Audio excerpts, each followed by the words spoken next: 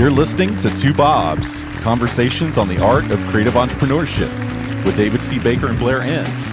And we are live from the Orpheum Theater in New Orleans. Thank you, everybody. It's like a chess match. It feels weird, doesn't it? Yeah. I don't have to look at you normally. I like it better when I'm not looking at you when we do this. That's why we don't do it on Zoom. Well, we've done this face-to-face twice before, always before a live audience. We're much more comfortable when we're at home in our studios in our pajamas, but we're going to dive in today. David? Blair? Today we're going to talk about why digital firms are different, or how they're different. Specifically, when is this internet fad going to blow over so we can get back to print ads and brochures? Right. Mm-hmm. So we've got a list of, I think it's 12 topics, 12 points where we see digital firms being different from analog firms. And we're going to go back and forth. You'll take one, I'll challenge your point or add to it, and vice versa. But first, let's talk about what it means to be a digital firm. It's probably a topic that comes up in an audience like this. Why are we even using that term? I'm not sure why we are, actually. I think we probably shouldn't be, because who isn't digital nowadays? And it seems like if you chart the history of design firms and ad agencies and then digital firms, it's like a lot of you here aren't digital except that you live in this age. You're doing some design work. Yeah, right? It's called marketing. It's the new marketing firm more than anything. So it's interesting to think about, because folks here, there's some dev shops. That's what I traditionally think of when I think of digital. But then there are a lot of firms here that are not. They place digital ads. Some of them don't do that even. They're doing design work, so on. So it's interesting. It's more the modern firm is the way I think of it. Yeah, I would agree with that. Now that we've just completely shattered the premise of this podcast, let's talk about 12 ways in which digital firms are different from analog firms. Right. Should I start? Why don't you start? Okay. So I'm struck by how, as an industry, we have so screwed this up. Every firm has PMs. Not very many firms have AMs. And what happens in a world like that, and this is going to have to correct itself. I'll put money on that. It's going to have to correct itself, because when you have a firm that's driven by PMs without the traditional AM focus, then you're not quite sure how to grow accounts. It's very hard. PMs are not good at growing accounts. They're good at not losing accounts. They also miss social cues, and it takes a rare client that is willing to deal through a tough stretch of the relationship with a PM versus an AM. In fact, I was listening to several conversations earlier, and a lot of you don't even think you can charge for PM work, much less AM work. That just blows me away. You all are just really wrong as a group. Oh, sorry, I need to... David C. Baker, ladies and gentlemen. Yeah. Just to clarify, PM being project management, Right. AM being account management. For those listening at home, we're not talking about time of day. Right. And the argument, and I heard it, I was working with a group of firms earlier this week here in New Orleans, and I heard somebody just casually say, yeah, of course, in our industry, we can't charge for account management. I didn't say anything, but I immediately thought of you. I hear that all the time. Right. We can't charge for account management. And your argument is you can not only charge for it, your better clients will pay for it. You'll become more effective and more profitable because of it. Is that correct? It is the largest area where we have missed the boat, and we're going to have to catch up with ourselves. Account management is 12 to 13% of all the labor at your firm, whether they're called account managers or not. That's what they're doing. And if you don't think of them as needing to be account managers, then you'll have PMs doing stuff that they're not comfortable with. Okay. That's great. That's point number one, is that AM-PM split is different in digital firms. Can I stay up here? Or Can you stay up here? All right. You can barely. Okay. All right. Your turn. I'll lead with one of my pet peeves. I addressed this in a few paragraphs in my most recent book, Pricing Creativity, A Guide to Profit Beyond the Billable That was Hour. an ad, in case you didn't recognize that. Yeah. It's called product placement. And it's the conflict between agile project management and value-based pricing. This comes up all the time in digital shops. And I don't think there needs to be a conflict here, but I think I understand there's stated reasons. Agile shops think we can't deliver price certainty to a client or even to ourselves. Therefore, the risk is too high for us to price based on the value that we create rather than on the inputs of time and materials. And I don't think that's the case. In fact, there are a lot of firms out there who are kind of more traditional waterfall style firms who are scoping, who are planning, who are either delivering some variation of cost certainty to the client and sometimes putting compensation at risk so that they can earn more money. I think the fundamental reason we hear this argument from digital firms is Owners of digital firms tend to be more engineering based, and the engineering mindset is one of risk mitigation. And time and materials is the lowest risk pricing model that you can use. It's where you push all of the risk to the client. Now, value-based pricing, where you have a version of value-based pricing at the extreme end of the spectrum, would be contingency-based value-based pricing, where you don't get paid anything until you create the value that you've agreed to help create. That is the riskiest form of pricing. That's where you take all the risk away from the client, you take it all on yourself. So those are two extremes. Lowest risk to you, highest risk to the client is time and materials in any variation, selling sprints, whatever it is. The highest risk to you, lowest risk to the client is contingency-based, value-based pricing. And in between, there's an infinite number of ways to price. And engineers tend towards the lowest risk end of the spectrum. I think a lot of principals might be happy just simply getting paid for all the time they're spending. But once they get there, their eyes will be open to, all right, what's the next step? And if they're locked into hourly, there isn't a next step. And you've done some research on the profitability of Agile firms? Yeah, and it's not generally there. It's really hard. Profit's not generally there? Yeah, right. There's an inverse relationship. Agile is a fantastic way to do great work. It's not a fantastic way to make a lot of money. I hope that changes. Yeah. Peter Drucker famously said, in business, all profit is derived from risk. So if you're not taking any risk, and I'm not saying your pricing model should be all risk all the time, but if you're never taking any risk in your pricing, you're less likely to be earning profit. Certainly, you're not earning an extraordinary profit. What's next on your list? Next is thinking about positioning, and there's been a lot of discussion about that. But firms in the digital space are still falling into traps, not the same traps, but whereas a design firm would have said, we're a branding firm and everybody's a branding firm and we don't need another branding firm, yada, yada. We've talked about that a lot. In this space, it's about usually digital transformation. That's the new branding word. But being here at this event, and I was really happy to be here, it's the first time I've been here, the people that would come up and talk with me, they're very aware of the fact that their positioning isn't where it needs to be. It's almost like we're all at a big AA meeting and they're saying like, yeah, I know, my positioning really isn't good and I understand the positioning, but they don't feel this urgency about it. And some of them do. It feels like there's a larger percentage of well-positioned firms than ever. And the rest of the people know what that looks like and simply aren't at a place yet where they're willing to do it. And they're orbiting this place where they'll eventually land the spacecraft, and maybe it's this year or maybe it's in 3 years. So there's a higher awareness of positioning, but the same traps are there. It's instead of branding it now, it's just digital transformation or whatever term we have. There's definitely some momentum, though. I think one of the stats that Carl shared this morning, if I'm getting this right, 53% more digital firms this year than last year refer to themselves now as specialists. Mm-hmm. Right. So the trend is starting to go in the right direction. Yeah. And I think people are realizing without the right specialty, how in the world are we going to build a lead generation plan? Yeah. What's next? Next, it says in your handwriting, strategy deficit. So I'm going to try to decode that. It's just been harder for digital firms over the years. It's less likely that a digital firm is going to swim upstream and get the more lucrative, impactful, strategic elements of the engagements with clients. And Carl made the joke this morning. He sold digital strategy for years and he's still not sure what it is. That came up as a talking point.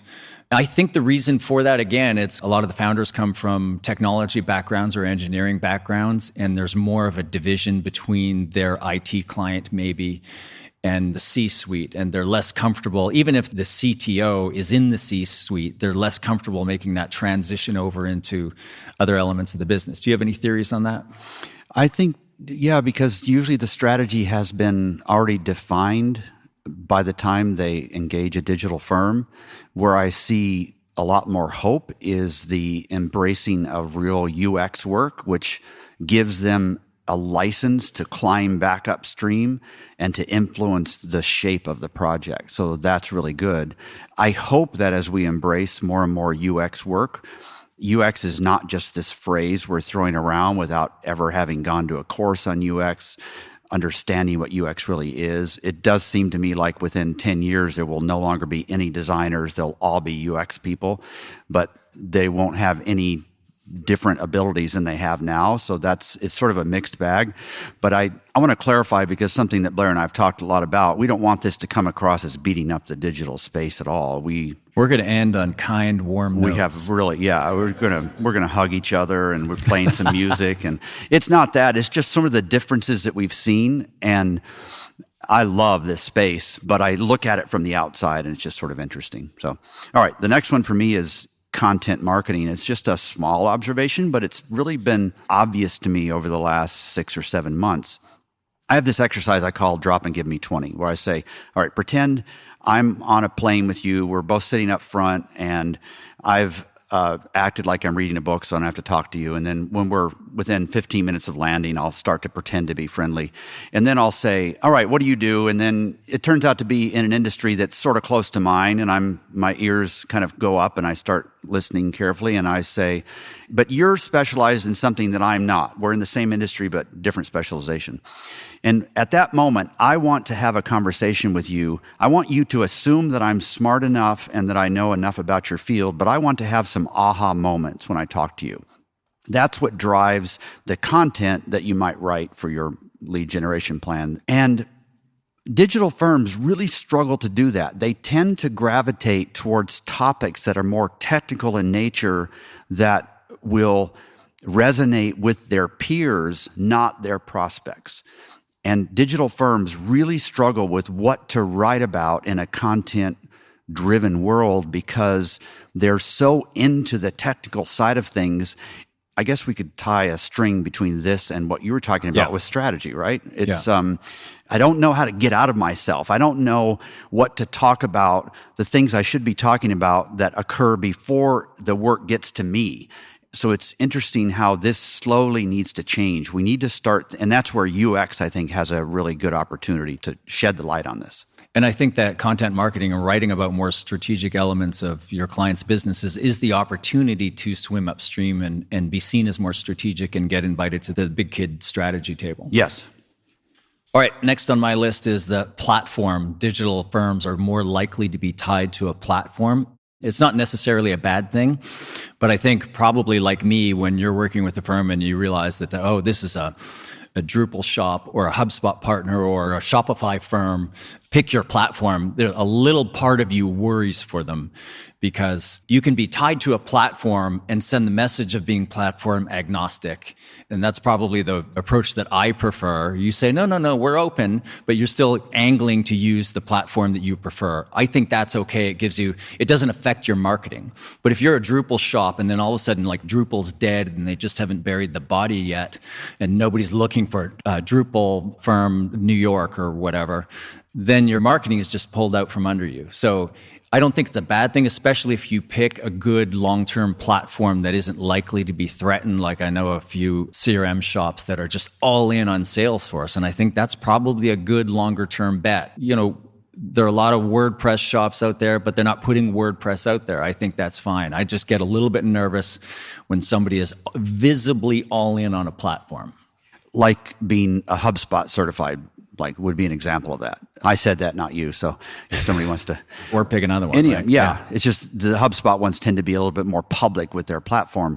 It's like somebody else is driving that bus. And you can look at what's happened with two platforms in particular, Magento, one of them, where something has happened in their partner program, and all of a sudden, all the referrals that were coming to you are no longer coming to you. And you're left scrambling, because the length of time it takes to spin that flywheel up and to get people to think of you differently can take years.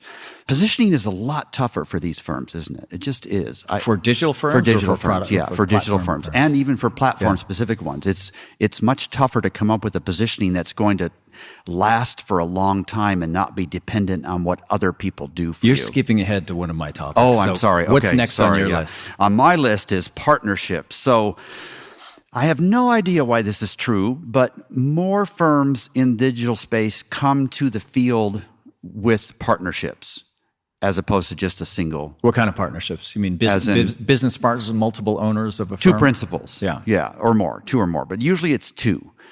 And my theory is that they're working together. They love the style. They love the culture. They love the approach. And they just decide to do something together. And then they slowly start adding people. There are some real good things and some less than good things about that. On the tough side is you've got decision making that the rough edges get knocked off of that, and it takes longer to build a decision, and the decision usually isn't as risky because we have to follow whatever the most risk-averse principal wants and so on. That's the part that's tougher. The good thing about it is that most of these partners, and I haven't done any real scientific research on it, but a lot of these partnerships are good. And so it allows you to sort of slowly slide into a gap where you love managing people or you love managing the technical team, and this other person, the other partner, loves new business and the content marketing side and whatever that is. I don't know what to do with that information, but there are more partnerships on the digital side. So whatever that means, it's just true. Is it because typically one partner is tech-driven, one is design-driven? No, usually they're both tech-driven. And then one of them slowly migrates to another, to either being design or sales driven. Would it be is there a collaborative nature about digital firms that doesn't exist in analog firms? Absolutely, yeah, in a good way. Yeah. All right, we're going to pause for our sponsor break here, Marcus. I'm just kidding. We don't have a sponsor break. Oh, you're just throwing us all off. But we have this mid-roll thing where Marcus plays the music and says something intelligent. So this is a little running joke amongst ourselves. We're such horrible marketers. We keep meaning to sponsor our own podcast and run commercials at the 15-minute mark. So David, do you have any events or books coming up? Thank you for asking. I have 4 events, but I don't have them on my website yet. So the best way to find out about those is to make sure you get my weekly emails. But thank you for asking. And what about you, Blair? Well, thank you, David. I'm doing a 2-day workshop in Miami next week, and then a 5-day workshop in Chicago in April called Mastery Week. Oh, are those any good? I hear they're excellent. Thank you. Okay, yeah. And this is the part where Marcus says, we now return you to 2 Bobs. Now back to David and Blair. Oh, thank you, Marcus. Thank you, Marcus. Don Pardo. We brought Marcus with us. It's my turn. Your turn, yeah. I really like this about digital firms. Digital firms tend to be more product focused. I've been saying for years that owners of design firms that refer to their agencies or their businesses as design firms, I would say design isn't really, if you're a design firm, you're in one of 3 businesses. You're either designing communications for your client's customers, so therefore you're in the marketing business. Design is really just the tool that you use to do what you do. So you're either in the marketing business, or you're designing communications for non-customer audiences. Therefore, you're in the communications business, internal communications or analyst communications. Or you're in the product development business. So industrial design would design industrial products, and digital design firms tend to design digital products. And I really love the idea of building products, because when you're building a product, you're building a thing that, you can't hold the digital products technically, but you have this thing that you can point to that it's easy to ascribe value to. It's easy for the clients to value. You're creating part of the arsenal of your clients' businesses. And I think when I think of the firms that I've worked with and encountered that make the most money, it's firms that make products. So that's what I really love about digital firms, is the idea is that you build something that your clients' customers use in the real world. And it's the modern equivalent to the industrial design firm. Are you also including firms that might decide to build a product that then for themselves that they sell? Yeah, so that's a big topic that we've talked about before. We'll probably continue to talk about is most of these firms are customized. I'm going to talk about this next, but most of these firms are customized services firms, and then they'll end up building a product for a client and realize, oh, I could sell this to other clients. But I'll speak to that next. Okay. What's next on your list? Next on my list is about personality, and it's a little weird to talk about this, but it's kind of interesting. I guess everything I've said is a little weird. By the way, we can't see you because of the lights, or is anybody even here? I don't know. But it's half empty, David. People keep coming in as soon as I start talking, and they start leaving as soon as you do. We want to say how much we appreciate so many of you listening to the podcast. I had no idea that it would be quite this popular. And so many of you have come up and talked about how influential it's been. And we just want to thank you for that. It's been really a labor of love. It's not a duty at all. We record every Friday at 1 p.m. Central, and I just love the opportunity to do that. So thank you so much for listening to the podcast. We enjoy doing it. The ones that I'm going to talk about next is about personality profiles. So about, 13, 14 years ago, I started to dabble in research around personality profiles and gave 21,000 personality profiles to people in this field. And that created this wealth of data around what's the typical profile of a PM, of a developer, of a principal, and so on. And one of the things that I discovered was that since a lot of you principals were dev shop people at some point in your life, you came to your firm with that particular approach. And if you're familiar with DISC, the DISC profile, then that's a heavy dose of S and C. And what happened is that who you were naturally, how you showed up naturally, tended to show up in how you ran your firm and the kind of things you were doing. So just honestly, if I can say this, a lot of you are control freaks. Because what makes you successful as a principal is not your attention to detail or objectiveness or data-driven approach. That's what makes you successful as a developer. But what makes you successful as a principal is that you are a high D, or at least you're in the upper half of the D scale. And when you put a high D and a high C together, you end up with a control freak. So, what's your profile, David? Can they see? It's high D, high C. Yeah, high D and high C. Somebody once called it the boss from hell. The boss from hell, right? Which I have no employees. It explains, why I have no employees. So there's this intensity that you bring to your work. You pay attention to process. You tend to make safe decisions after you think about them for a long time. You deliberate before you make those decisions, and then once you make them, you stick with them. You're diligent, you're perfectionist, you're a little slower to change. And it wasn't until recently when I started to notice, now I start to understand principles of digital firms. It's because of where they came from. The high S and C is what draws developers to that field. And then so when you have a high S and C who then adds quite a bit of D to it, I hope this is all making sense. You might have to listen to this later and go look up some of these terms. But it's just interesting to see how this has shaped that world. Personality. Yeah. You're a very high D and a very high I. Highest I, next D. I'm the classic persuader, new business person. Yeah, you sit next to somebody and you talk to them. I sit next to somebody and I'm immediately looking at ways to not talk to them. When I sit down next to you on the plane where you're clearly avoiding me, I make it my goal to engage you because I know it's going to drive you crazy. I know. I'm so low on the I scale. I'm in the Unabomber section of... Yeah. Okay. And interestingly, you can't do new business if you have any S. Is that true? Yes, it is true. Yeah, unless you're doing telemarketing. Then you can't do telemarketing without S. Where you have to follow a script? Yeah. Is that what you mean? High I and S are telemarketers. They're very friendly people following a script. But in your world, you can't be high S and do... Yeah.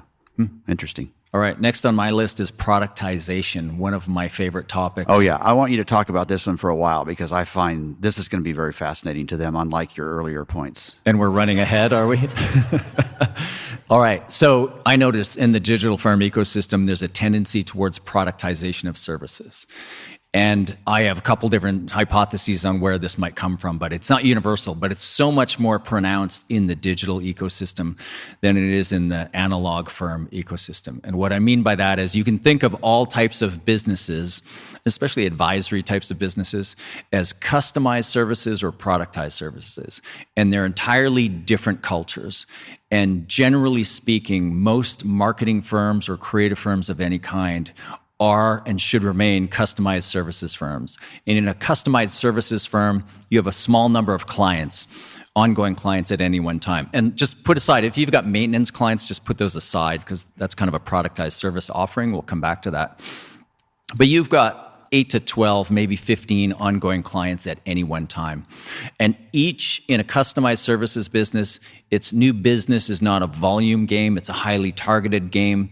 When you close a piece of new business, you are going, in the sale itself, you're going really deep into the conversation about the peculiarities and the uniqueness and the unique needs of that client, because every engagement is bespoke. Every engagement is a creative act. Every proposal is a uniquely creative act, and therefore every price should be a creative act. On the other end of the spectrum, you have a product company or a productized services company. And in a productized services company, you are pursuing volume. You've taken your services and you've put them into set packages, set prices, and there are all kinds of benefits to this, and there's some trade-offs. And what happens with these customized services firms, and again, it happens a lot more in the digital world, is you see productization as like an advantage, as something that you'd like to have. And the reason you'd like to have it is it's easier to sell. Right? The sales cycle gets easier. We'll just sell fewer things. And, we've done this a couple of times. We'll just package it up and sell it. So you become less effective of a salesperson. You're not going deep in. As soon as you have things to sell, you actually quit listening. And I know I've seen this repeatedly. If you see every client as a blank slate of opportunity and you just open yourself up to, like, what is your challenge? What's the opportunity to create value here? You take all of the limitations off of what the engagement might be. As soon as you have products to sell, you start to come across like somebody selling products. You quit listening deeply to the client. They're talking and you're trying to match the right product to them. And productization works when there's an opportunity for a lot of scale. You cannot pursue effectively, profitably productization without scale because there's a trade-off.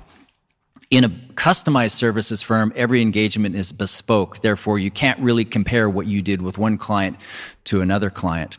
Productized services firms, you build your products for averages, towards averages. There's a great book called The End of Average, which points out that it really doesn't matter how big the cohort or the sample size is when somebody takes an average of something and makes a decision based on the average. When you go back in and look at the number of people or situations that meet the average, the answer is almost always zero, no matter how big the sample is. So think of it this way. When you're productizing your services, you're building products for the average in a segment, and nobody exactly meets that average. So when they're buying from you, they're not getting exactly what they need. They're making a compromise. Why would they be willing to make that compromise? The answer is price. You can sell it to them for a lower price. For that model to work for you, you have to add scale. So we see this appeal, and I think it comes largely from we're so close to SaaS companies. And we look at SaaS companies and we look at how they price and package and bundle on their website, and we think, yeah, we should do that. And you should do that, but you should do it for each individual client. Don't make the mistake of segmenting your audience and having 3 standard offerings or 4 standard offerings at set prices. Do that on an individual basis. You should segment your audience on a segmentation size of one at a time. Because as soon as you start to productize, you start to commodify your offering, you start to invite competition, you put price pressure on your offering, you'll see your prices go down. It's easier to sell. It feels easier to sell because the conversations are less messy. You're just selling them A, B, or C.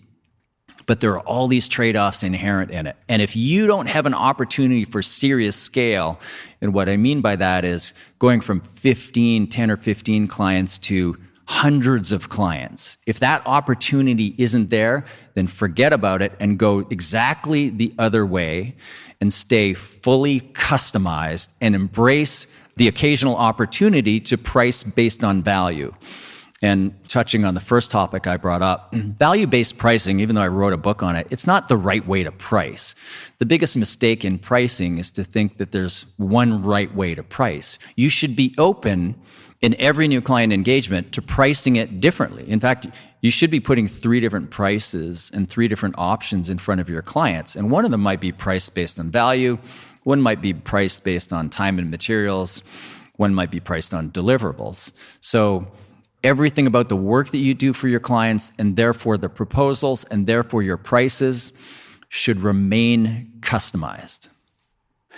I think before people heard you say that, they would have guessed that they should have been moving in the other direction. And you're saying, no, live with that and embrace it and take advantage of it.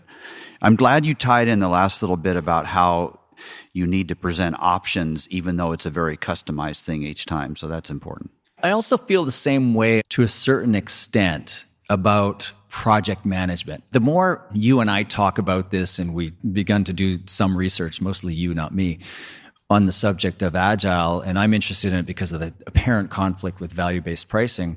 I think, the original intent of Agile is just like working with agility. And I think just the way you would put together different options with different prices that represent different ways of working together with a client at different risk levels, I think a firm should be in a position to be able to present different ways that you might manage the project together instead of forcing your methodology on a client that's maybe siloed and it's really not going to adapt well to your Agile method. Yeah. And I think forcing the firm to follow a specific prescribed system with every project is going to fail, and it's also not in the client's best interest either. So there's a lot to talk about there. Yeah. I think Carl probably needs to have us back to talk about that at some point. All right. So is it my turn? It's your turn, It's David. my turn. Thank you. I saved this one for last because it's so close to my heart. And it's the fact that digital firms like the folks here are so good at collaboration and transparency and openness. And it's not... this whole event and the Slack channel is a perfect example of that, but it's not just limited to that. It's really across the whole industry. In any town, you can find people who are glad to go to lunch or get a drink with who would otherwise be a competitor. I don't know if this is just a feature of the way we are as people now or not. Maybe it has nothing to do with digital. Maybe it's the influence of the world around us. I don't know. But it's just so fantastic. I love the fact that there aren't people here just carefully taking notes and then going out and sending out emails to try and steal somebody's client. There's none of that happening.